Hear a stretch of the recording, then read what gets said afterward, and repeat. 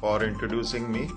जैसा कि आप सब लोग चाह रहे थे कि ऑन पैसिव कंपनी के बारे में कुछ लीगल एस्पेक्ट बताया जाए, तो मेरे को रिक्वेस्ट किया गया है, तो मैं अपना व्यू पॉइंट आपसे शेयर करता हूँ। मैं अपने बारे में बताऊँ तो मेरा नाम राजीव सरना है, मैं पुणे से बिलोंग करता हूँ। I am post graduate in computers और काफ़ी सालों से नॉट ओनली आईटी इंडस्ट्री बाकी काफ़ी इंडस्ट्रीज के साथ में जुड़ा रहा हूँ।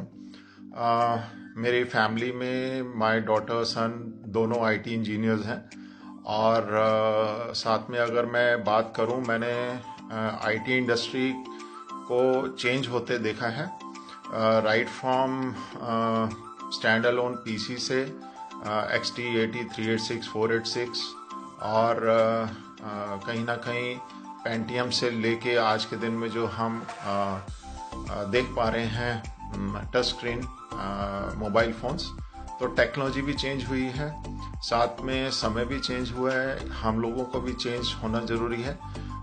अगर मैं बात करूं अपने बारे में थोड़ा और, तो मैं एक फाइनेंशियल कंसल्टेंट भी हूं विद कोटक महिंद्रा ग्रुप। काफ़ी नॉलेज रही है, मैंने 35 इयर्स बिजनेस भी किया है, जिसमें मैंने काफ़ी सेक्टर्स में मेरा योगदान रहा, चाहे वो डिफेंस फोर्सेस हो, आईटी इंडस्ट्री हो, ऑटोमोबाइल्स हो, insurance, banking, national institute of bank management, educational institutes. तो जहाँ पे भी मेरी खुद की प्राइवेट लिमिटेड कंपनी है, तो जहाँ पर भी ये बात आती है कि लीगल चीज़ें जब तक डॉक्यूमेंट्स क्लियर नहीं हो, चाहे वो टेंडर प्रोसेस हो या कोई भी कंपनी का हो, तब तक जो है आगे कोई भी काम अवॉर्ड नहीं होता है। Coming back to on passive company, company मेरे व्यू पॉइंट में it is a legal entity. उसका कारण ये है कि देखिए, पैन नंबर है कंपनी का, जीएसटी नंबर है, general sales tax number, as per government of India regulation. आप अगर इसको वेरीफाई करना चाहें तो आप नेट के ऊपर जाके कंपनी का जीएसटी नंबर टाइप करिए, सर्च करिए, तो आपको ऑन पैसिव दिखाई देगी। अच्छा, ये कंपनी है कहाँ? ये कंपनी है बेंगलोर बेस्ड में है। बैक ऑफिस जो है हमारा बेंगलोर में है, अभी नया ऑफिस हमारा हैदराबाद में शुरू हुआ है। अगर मैं थोड़ा सा और लीगैलिटी के बारे में बात करूं कि ये सच में बेंगलोर में है या नहीं है, तो माय डियर फ्रेंड्स, आप जीपीआरएस से इसको सर्च करिए, आपकी जगह से लोकेशन ऑन करके आप सर्च करिए, तो you will come to know कि कंपनी बेंगलोर में बेस्ड है। तो पैन कार्ड का भी अगर आप सर्च करते हो जीएसटी, तो भी ये बेंगलोर बताता है। इसका मतलब है कि जीपीआरएस भी झूठ नहीं बोलता है और मैं भी कॉन्फिडेंट हूँ। ओके, आगे अगर बढ़ें तो देखिए, कोई भी कंपनी इंडिया में फॉर्म हो सकती है। कोई भी बिजनेस करने के लिए पैन कार्ड, जीएसटी नंबर ये होना जरूरी है। अभी कई लोग मेरे को प्रश्न पूछते हैं कि सर, कंपनी का मेमोरेंडम ऑफ आर्टिकल्स नहीं है, मिनिस्ट्री ऑफ कॉर्पोरेट अफेयर्स में नहीं है, तो ये लीगल कैसे हुई? माय डियर फ्रेंड्स, देखिए, बिजनेस इंडिया में करने के बहुत सारे तरीके हैं। आप अगर स्टैंड अलोन हो तो बेसिकली आप प्रोप्राइटरशिप से शुरू कर सकते हो। मतलब एक आदमी, एक इंसान अगर कोई अपना ग्रोसरी का दुकान शुरू करना चाहता है या कोई भी, तो उसको प्रोप्राइटरशिप बोलते हैं। इसी तरह से अगर एक से ज़्यादा लोग, दो से ज़्यादा लोग हुए, कितने भी नंबर ऑफ पीपल हो, तो उसको पार्टनर बोलते हैं कि भाई पार्टनरशिप डीड होनी चाहिए, वो हिसाब से।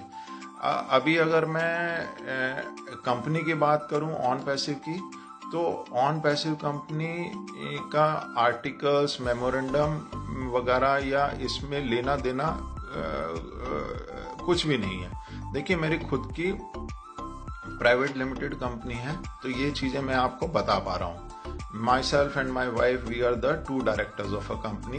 तो हमारे को सर्टिफिकेट ऑफ इनकॉर्पोरेशन दिया गया था from ROC office, that is registrar of company.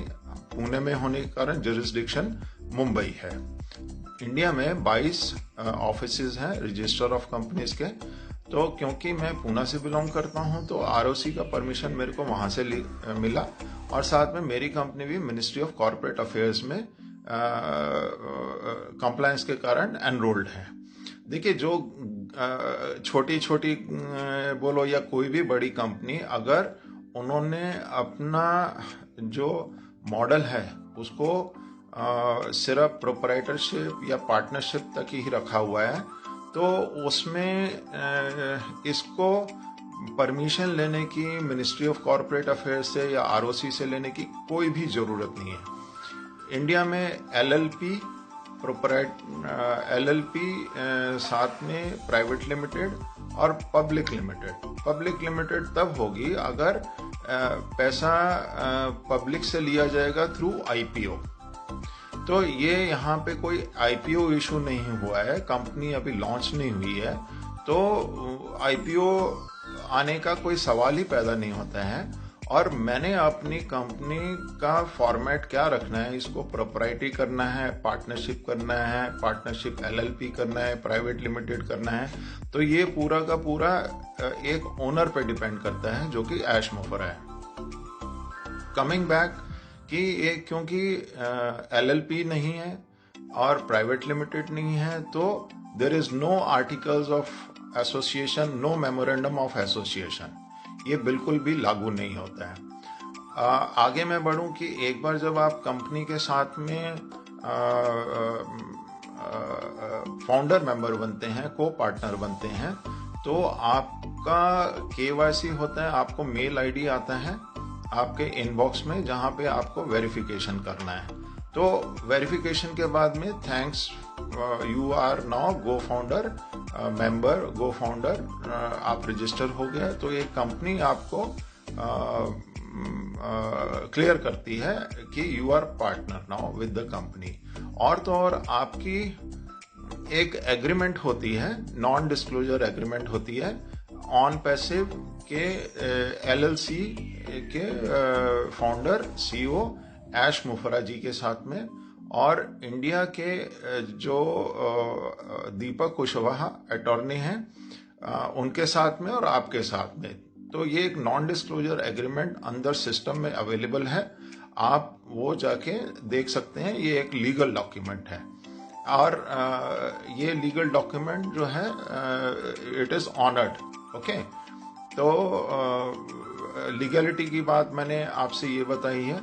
और तो और जब आप इसमें अंदर एनरोल्ड हो जाते हो, आपने पेमेंट कर दी है, तो उसमें हर एक फाउंडर को आईडी नंबर मिलता है, दैट इज आपका को पार्टनर नंबर या पार्टनरशिप नंबर क्या है, तो that is again a proof.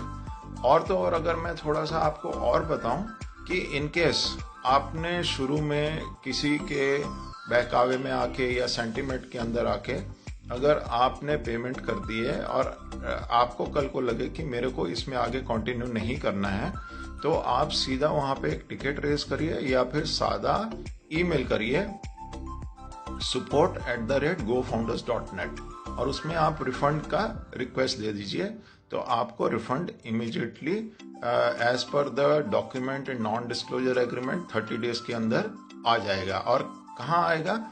जिस मेथड से आपने पे किया है, चाहे वो आपका नेट बैंकिंग हो, क्रेडिट कार्ड हो, डेबिट कार्ड हो, आपका वॉलेट हो, तो वहां पर ये डेफिनेटली आ जाएगा।